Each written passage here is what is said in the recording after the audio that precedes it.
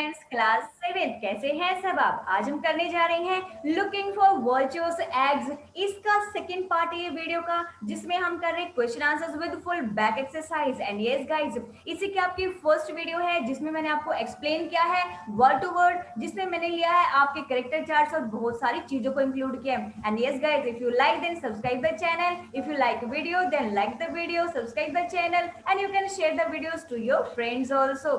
So let's begin what I have given to you. The very first, आपको ये explanation video में मैंने already explain कर दिए हैं कि कौन कौन से कैरेक्टर्स है और इनका क्या रोल है। अगर आपको डिटेल में देखना है तो एक्सप्लेनेशन वीडियो में जाके देख सकते हैं, क्योंकि ये जो वीडियो है वो है आपकी क्वेश्चन आंसर्स की, और ये भी मैंने आपको बताया कि कैसे कौन से कैरेक्टर्स का क्या रोल है।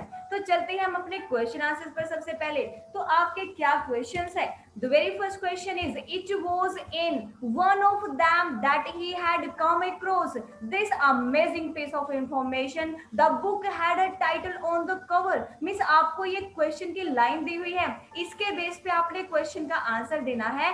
Where was this book found? उसको ये बुक कहाँ मिली और किसे ये बुक मिली। आप सबको पता है this book was found in the wooden chest. ये बुक उसको उसके फादर की जो वुडन चेस्ट थी उसमें मिली, जहां पर और सारी बुक्स भी रखी हुई थी।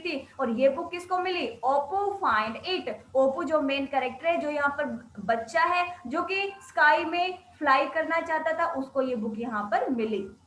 Second question, what information is being spoken. यहाँ पर कौन सी इंफॉर्मेशन की बात कही गई है, कौन सी इंफॉर्मेशन है यहाँ पर। The poet spoke here about properties of mercury. यहाँ पर प्रॉपर्टीज ऑफ मरकरी के बारे में बताया गया है, जिसके अकॉर्डिंग क्या होता है कि कोई भी एक जो है वो क्या कर सकता है, मरकरी को एग्स में पुट करके, मरकरी को एग्स में पुट करके और स्काई में जो है वो ऊंचा उड़ सकता है। तो ये इंफॉर्मेशन उस बुक के अंदर लिखी हुई थी कि कैसे कोई भी जो है वो वल्चर्स के एग्स का यूज करके और मरकरी को यूज करके कैसे वो स्काई में हाई उड़ सकते। तो यही इंफॉर्मेशन यहाँ पर दे रखी है। सी वाई वॉज इट अमेजिंग। भैया इतना अमेजिंग, इतना सरप्राइजिंग क्यों था ये सब, क्यों था ये? क्योंकि it was amazing because it was an easy way. अरे ये तो इतना आसान तरीका था तो फ्लाई, उड़ने का, और फिर भी नोबडी नोज अबाउट इट, फिर भी इसके बारे में किसी को भी नहीं पता था। तो इसीलिए जो ये ओप्पो होते हैं बहुत सरप्राइज होता है ये देख करके कि इतना आसान है आकाश में उड़ना, स्काई में फ्लाई करना, और फिर भी किसी को इसके बारे में पता ही नहीं है। तो इस चीज को लेकर बड़ा अमेजिंग होता है, उसको थोड़ा सरप्राइज होता है। सेकेंड क्वेश्चन पे आते हैं। He asked his sister, दीदी do you know where vultures build their nest? यहाँ पर जो ये ओपो होता है अपने सिस्टर से पूछता है कि दीदी क्या आपको पता है वल्चर जो है वो अपना घोंसला कहाँ पे बनाते हैं। उसने अपने दीदी से पूछा। Who was the speaker? यहाँ पे कौन स्पीकर है, कौन पूछ रहा है यहाँ पर स्पीकर कौन है? Oppo was the speaker and he was asking to his elder sister Durga. Durga जो उसकी एल्डर सिस्टर है, बड़ी बहन है, उससे वो यहाँ पर पूछता है। Second, why was he asking about vultures. वो वल्चर्स के बारे में क्यों पूछता है भाई, यहाँ पे क्यों पूछता है? Second B, he was asking about vultures because वो वल्चर्स के बारे में पूछता है क्योंकि he wanted to find, क्योंकि वो ढूंढना चाहता था some vultures eggs, कुछ vultures के एग्स वो यहाँ पर ढूंढना चाहता था, which would help him to fly, जिनकी वजह से, जिनकी हेल्प की वजह से वो आकाश में उड़ सकता था। तो इसलिए वो वल्चर्स के जो नेस्ट होता है, जो घोंसला होता है, वो पूछ रहा था कि दीदी क्या आपको पता है कि उनका घोंसला कहाँ है, क्योंकि जहां पर घोंसला होगा वहीं पे तो उनके एग्स मिलेंगे ना। नेक्स्ट है आपका, what did his sister say in reply. उसकी सिस्टर ने रिप्लाई में क्या कहा यहाँ पर? उसने कहा ना I don't know. His sister replied that she didn't know. उसकी सिस्टर ने कहा कि भाई मुझे नहीं पता where vultures built their nest, की जो वल्चर्स होते हैं वो अपने घोंसले को कहाँ बनाते हैं, मुझे तो पता ही नहीं है। अब चलते हैं इसके क्वेश्चन पर। The very first question is describe the condition of the book. अब आपको उस बुक की कंडीशन बतानी है जो कि ओप्पो को मिली थी उसके फादर के वुडन चेस्ट के अंदर। कहां पर? जो लकड़ी की जो अलमारी सी थी ना, छोटी सी जो बॉक्स था यहाँ पर जो लकड़ी का बना हुआ था, उसमें उसको एक बुक मिलती है। तो उस बुक्स के बारे में बताना वो कि वो बुक कैसी थी। The cover of the book, जो बुक का जो कवर था, दैट ओप्पो फाउंड, जिस जो बुक ओप्पो को मिली थी उस बुक का कवर कैसा था, वॉज फेडेड, वो काफी फेडेड था, फेड हो चुका था, काफी डल हो चुका था, एंड मॉटल्ड लाइक मार्बल, और कैसे दिखाई देता था, उसके ऊपर स्पोर्ट्स कैसे थे, जैसे मार्बल के ऊपर थे। मॉटल्ड मीन्स यहाँ पर क्या है, मॉटल्ड होता है स्पोर्ट्स होना, कुछ धब्बे से, कुछ निशान से, जैसे मार्बल का फर्श आप देखते हो ना, उस पे डॉट डॉट से होते हैं कुछ मार्बल के ऊपर, तो ऐसे ही उस बुक के ऊपर भी यहाँ पर दाग धब्बे लगे हुए थे। And as he turned it back, और जैसे इसने पिछली तरफ से मोड़ा, इसने इस बुक को पलटा, a swarm of silver fish darted out, तो यहाँ से क्या हुआ, जो सिल्वर फिश होती है यहाँ से उसको वो भी दिखाई देती है। स्वान ऑफ मीन्स यहाँ पर उसको क्या दिखती है, इस तरह की तस्वीर उसके ऊपर दिखाई देती है। It had a peculiar old smell, और इसको ना यहाँ पर कुछ अलग सी तरीके की स्मेल भी आती है, जिसे बहुत पुरानी बुक्स के अंदर से स्मेल आती है। द पेजेस वर थिक, इसके पेजेस काफी थिक थे, ये सारे डस्ट से भरे हुए थे और डस्ट कलर इनके ऊपर हुआ था। And the book had a damaged board colour, जो बुक थी उसका damaged board cover, board cover मतलब जिसका सबसे ऊपर का जो कवर था वो काफी डैमेज हो चुका था, मीन्स कहने का कि ये बुक काफी पुरानी थी। What did the boy in the village tell, जो बॉय था, गांव में जो बच्चा था, लड़का था, उसने ओप्पो को क्या कहा वल्चर्स के बारे में। One of the boys of the village, village के अंदर जो एक बॉय था उसने उसको इन्फॉर्म किया ओप्पो को, that the vultures built their nest, कि जो वल्चर्स होते हैं ना वो अपना घोंसला कहाँ पर बनाते हैं, at the top of a big tree, ये कहां पर बनाते हैं, बिल्कुल टॉप पर, बिल्कुल सबसे ऊपर, बड़े से जो ट्रीज होते हैं ना उनके बिल्कुल ऊपर जो है वो ओपन कंट्री के अंदर, ओपन कंट्री मतलब जहां पर भी पूरे मतलब खुले में वो ऊपर अपना घोंसला बनाते हैं, ट्री के बिल्कुल सबसे ऊपर वाले पार्ट में। How much did the cowherd want for the eggs, देखो how much did the cowherd, जो होता है ना काउस को चराने वाला जो लड़का होता है वो उसे कितने पैसे ऐंठना चाहता है, कितने पैसे वो चाहता है उन एग्स के लिए जो उसको ला करके देता है, और ओप्पो उसको एक्चुअल में कितने देता है। सो जो काउहर्ड बॉय होता है, जो गाय चरा रहा होता है, वो जो लड़का होता है वो वांटेड टू आनाज, वो उसको वो चाहता है कि उसको 2 आना दे, for the eggs he had got, जो कि जो एग्स वो उसको लिए लेके आया था वो उसको 2 आनाज में देना चाहता था, लेकिन जो ओप्पो है वो सेटल्ड करता है पूरी डील को by paying him 4 piece, 4 piece उसको दे करके, some of his courtiers means यहाँ पर क्या करता है कि वो सिर्फ उसको 4 पीस दे के उसको डील को क्या कर देता है, फाइनल कर देता है, मीन्स वो मांगता है उसके उससे 2 आनाज, और ओप्पो सेटल करता है डील में उसको मतलब फाइनली कितने कितने में, 4 पीस में। तो ये जो पीस है और ये जो आनाज है ये आपकी करेंसी की फॉर्म है। नेक्स्ट आपका आते हैं 4th question, what were the thoughts that run through Opo's mind, वो कौन से थॉट्स वो कौन से विचार थे जो ओप्पो के दिमाग में आ रहे थे जब उसको एग्स मिल गए थे। एग्स मिलने के बाद उसके दिमाग में क्या क्या आता है, वो क्या सोचता है, वो सोचता है ना कि ओप्पो के माइंड में क्या क्या आता है, सी ही the thoughts that run through, वो विचार जो कि ओप्पो के माइंड में आते हैं एग्स मिलने के बाद, वो कौन कौन से, सबसे पहला है shall I really be able to fly, क्या मैं सच में ही उड़ पाऊंगा, where shall I fly to, और सबसे पहले मैं कहां पर फ्लाई करूंगा, कहां जाऊं मैं पहले उड़ करके, टू माई अंकल्स हाउस, क्या मैं अपने अंकल के घर पे जाऊं, और वेयर बाबा हैज गोन, या फिर वहां जाऊं जहां पर बाबा चले गए हैं, और shall I fly across the river, या मैं रिवर के ऊपर से उड़ करके जाऊं, और shall I fly where the stars rise in the sky, या फिर मैं स्टार्स के पास चला जाऊं ऊपर स्काई में, जैसे कि स्पैरोज को देखता था यहाँ पर, ठीक है, तो या फिर मैनाज को देखता था, मैनाज या स्पैरोज को उड़ते हुए देखता था। शैल आई डू इट टुडे, अरे मैं इसको आज ही करूं या कल करूं, मींस वो इतना एक्साइटेड होता कि इतने सारे क्वेश्चन उसके दिमाग में आते रहते हैं। Question 5th, what happened to the eggs, भाई लास्ट में उन एग्स के साथ क्या हुआ, व्हाट वाज ओप्पोज रिएक्शन, और उन एग्स के साथ कुछ हुआ, जो भी कुछ हुआ तो उससे ओप्पो का क्या रिएक्शन था, उसने यहाँ पे क्या किया। The eggs accidentally rolled, by chance पता क्या हुआ, वो जो एग्स थे वो शेल्फ के ऊपर से गिर गए, कैसे गिर गए, उस पर fell on the floor, floor के मतलब फर्श के ऊपर गिर जाते हैं, एंड ब्रोक, और नीचे गिरते वो टूट जाते, कैसे टूटते हैं वो, व्हेन ओप्पोज sister was rummaging among some torn rags to find an old piece of cloth to make a wig, मतलब जैसे होता है ना कि दुपट्टा टाइप में कुछ, या जैसे दुपट्टा लेने के लिए वो अब क्या करते हैं, उसकी जो सिस्टर होती है वो दुपट्टा लेने के लिए जैसे ही सेल्फ के ऊपर से जैसे पुराने कपड़े पड़े होते हैं ना, यहाँ पर ओल्ड पीस है, ओल्ड पीस ऑफ क्लॉथ मतलब जो पुराने टुकड़े पड़े होते हैं, पुराने जो कपड़े पड़े होते हैं, उनमें से वो एक ऐसा दुपट्टा सा ढूंढ रही होती है जिसको यूज कर सकती थी, लेकिन उसको वो नहीं मिलता और उसको ढूंढने के चक्कर में जो एग्स वहां पे रखे होते हैं वो नीचे जो है वो रोल डाउन होकर के गिर जाते हैं और गिरते वो फूट जाते हैं। तो ये सारी गलती किसकी होती है? उसकी सिस्टर की होती है, जो कि ढूंढ रही होती है अपना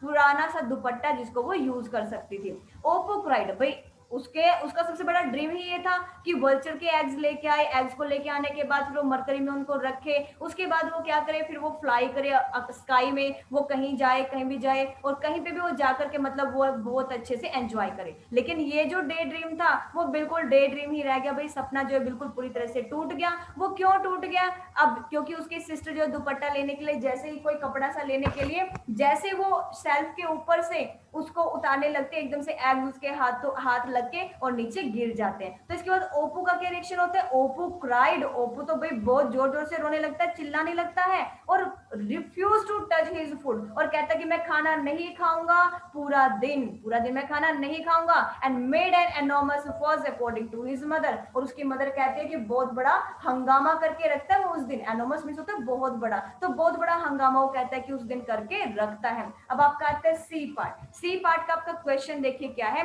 why do you think Oppo did not tell anyone? आप क्या सोचते हो, क्यों सोचते हो कि जो ओप्पो है वो किसी को भी नहीं बताता कि उसको जो है वो बुक मिली है? क्यों नहीं बताता वो?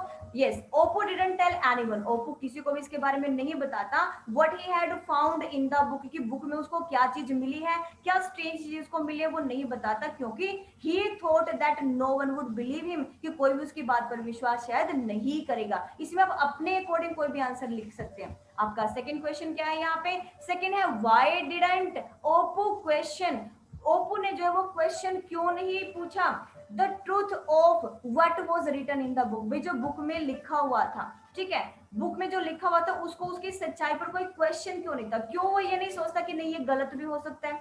क्यों नहीं सोचता? क्योंकि सबसे पहली बात तो देखो कि ओप्पो जो है, Oppo didn't question the truth, इसकी सच्चाई के बारे में वो नहीं जानना चाहता, ना ही वो किसी से पूछता है कि क्या सच में फ्लाई कर सकते हो, किसी से कुछ नहीं पूछता। क्यों नहीं पूछता?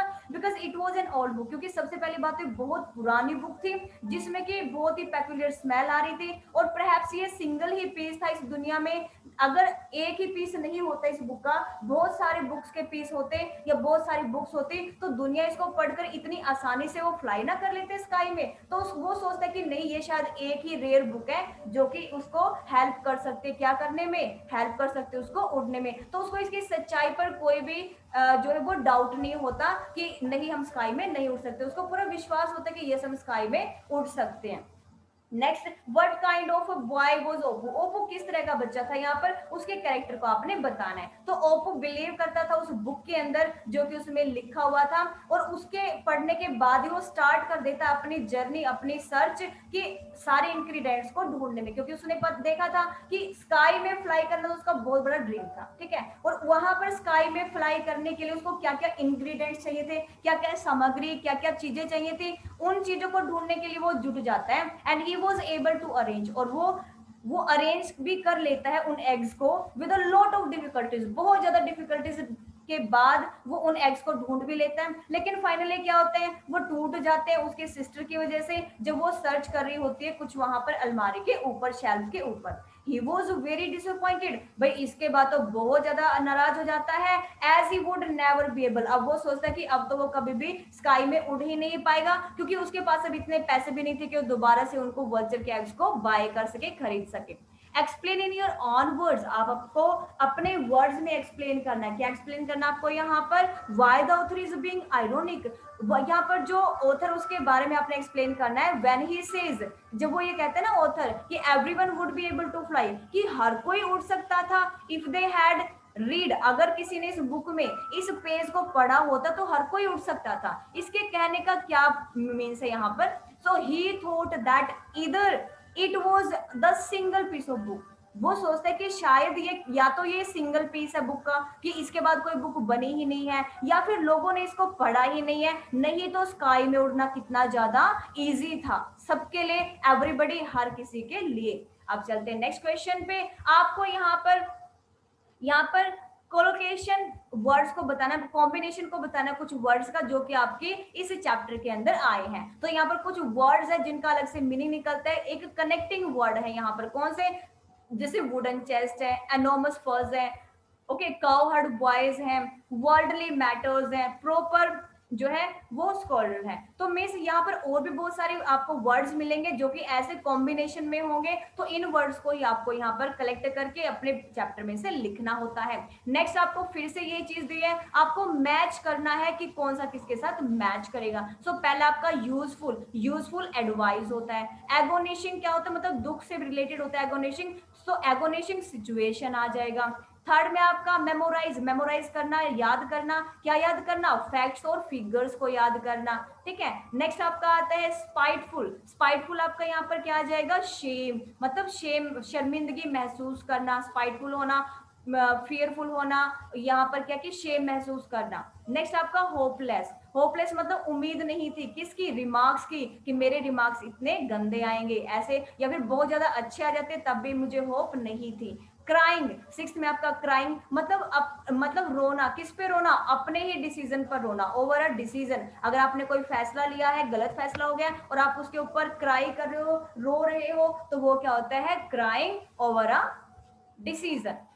नेक्स्ट आपको वर्ड्स दी में एक लाइन में, जैसे वर्कशिप है, किनशिप है, फ्रेंडशिप है, पार्टनरशिप है। तो ये जो वर्ड्स हैं इनमें से आपने एक ओड वर्ड को बाहर निकालना है और ये बताना है कि क्यों वो ओड वर्ड है। जैसे पहले में वर्शिप को बाहर निकाला है क्योंकि जो किनशिप है, फ्रेंडशिप और पार्टनरशिप है वो हम रिलेशन के लिए यूज करते हैं। इसका रीजन भी लिखना है जो मैंने लिखा हुआ यहाँ पर कि it means to remember god. देखो वर्शिप क्या होता है, पूजा अर्चना करना, भगवान को याद करना, रिमेंबर गॉड, ओके। वाइल, जबकि जो ये वर्ड है दूसरे वाले वर्ड से इनका मतलब क्या होता है, रिलेशन को बनाना, ठीक है। नेक्स्ट आपका है सिस्टरहुड है, नेबरहुड है, पेरेंटहुड है और मदरहुड है। देखो पेरेंटहुड, मदरहुड, सिस्टरहुड, ये सारे आपके क्या आते हैं, ये सारे किस में आते हैं, आपके रिस्पॉन्सिबिलिटीज बताते हैं, आपके रिश्ते बताते हैं कि आपने सिस्टरहुड मतलब सिस्टर का होता है, और पेरेंट्सहुड मतलब पेरेंट्स से रिलेटेड होता है, मदरहुड होता है जैसे मातृत्व, तो ये अपने रिस्पॉन्सिबिलिटीज बताते हैं। लेकिन जो नेबरहुड है, नेबरहुड वो जगह होती है जो मतलब वो पड़ोस होता है जहां पर जो हमारे घर के आसपास में होता है, ठीक है, जो हमारे घर के आसपास होता है। नेक्स्ट आपका आता है ऑटोबायोग्राफी, ट्रैवलेज होता है, ठीक है, या फिर एथोलॉजी होता है या न्यूज़पेपर होता है। देखो न्यूज़पेपर, एथोलॉजी होते हैं पोएम्स को लिखना, न्यूज़पेपर होता है न्यूज़पेपर में कुछ ना कुछ प्रिंट होकर लिख के ही आता है, ठीक है। ऑटोबायोग्राफी में हम अपनी ही कोई कहानी अपने ही बारे में लिखते हैं, और ट्रैवलेज होता है ना, ये वो एक्सपीरियंस होता है जो हम ट्रैवल के टाइम पर करते हैं। तो ये हमारा अलग वर्ड है तो मैंने इसका यहाँ पर लिख दिया। नेक्स्ट आपका आता है फोर्थ वन, फोर्थ वन में आपका क्या गया, ऑडसियस आ गया आपका, कोरेजियस आ गया आपका, ओके, एंड रिबेलियस आ गया आपका, और डाउंटलेस आ गया। जो ये अदर वर्ड्स है, डाउंटलेस हो गया, कोरेजियस होगा और ओडेसियस हो गया, तो ये सारे वर्ड्स आपको ब्रेवरी के लिए यूज करते हो, आप फियरलेस के लिए यूज करते हो और बोल्ड नेचर के लिए यूज करते हो। लेकिन ये जो आपका रिबेलियस है, रिबेलियस वर्ड आप किसके लिए यूज करते हो, अथॉरिटी के कंट्रोल के लिए, लॉज के लिए आप इसको यूज करते हो, ठीक है। नेक्स्ट आपका है जैसे एडजेक्टिव, एडवर्ब और वर्ब, ये आपके ग्रामर के टॉपिक होते हैं, जबकि पैराग्राफ जो है वो राइटिंग सेक्शन का होता है। तो ये मैंने आपका रीजन यहाँ पे लिख दिया है। नेक्स्ट आपका आता है नेक्स्ट क्वेश्चन,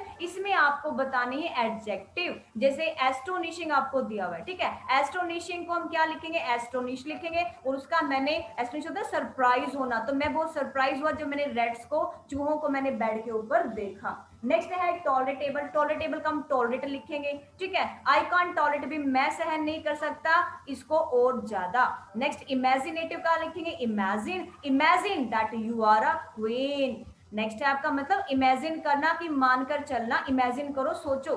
आर्टिस्टिक का आएगा artist, he is a good artist. Cosmic, cosmic का क्या आएगा, कॉस्मोस, कॉस्मोस क्या होता है, I saw a plant of cosmos, cosmos एक तरह का प्लांट होता है। नेक्स्ट आपका आ गया एक्टिव, एक्टिव का क्या आ गया, एक्शन, मतलब एक्शन में रहना होता है, एक्टिव होना। So we saw an action movie, हमने एक एक्शन मूवी देखी। नेक्स्ट आपका आता है, आपको एक सेंटेंस, आपको ना सेंटेंस दिए हुए हैं और इन सेंटेंस के बाद आपको इंफॉर्मेशन दी हुई है कि आपको इस सेंटेंस को दूसरे तरीके से कैसे लिखना है। जैसे पहले में आपने लिखा हुआ है, उसके बाद लिखा है वोजेंट रीटा, वोजेंट रीटा से आपने इसको स्टार्ट करना है और इसको चेंज करना है। तो ऐसे मैंने इसको फ्रेम कर दिया, वोजेंट रीटा श्योर टू विन, क्या रीटा श्योर नहीं है कि वो जीत गई थी।